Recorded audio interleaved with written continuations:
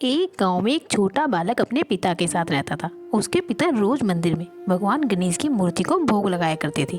अब एक दिन पिता को किसी काम से बाहर जाना पड़ा, तो उन्होंने बालक से कहा, बेटा, आज तुम भगवान को भोग लगा देना और ध्यान रखना कि जब तक भगवान भोजन ना कर ले तुम वहाँ से हटना मत।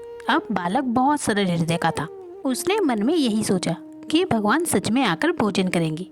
वो मंदिर गया, लड्डू की थाली रखी और हाथ जोड़कर बैठ गया। काफी देर बीत गई, लेकिन मूर्ति वैसी की वैसी ही रही। जिसे देखकर बालक रोने लगा और कहने लगा, प्रभु, क्या मुझसे कोई गलती हो गई है? आप खाना क्यों नहीं खा रहे? अगर आप नहीं खाएंगे तो मेरे पिताजी नाराज होंगे।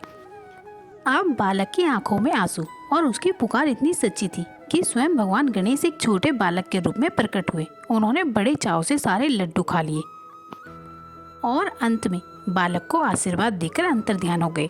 अब जब बालक खाली थाली लेकर घर पहुंचा तो पिता को लगा कि शायद रास्ते में बालक ने खुद लड्डू खा लिए होंगे। पिता ने पूछा, क्या भगवान ने खाना खाया? बालक ने मासूमियत से कहा, हाँ पिताजी।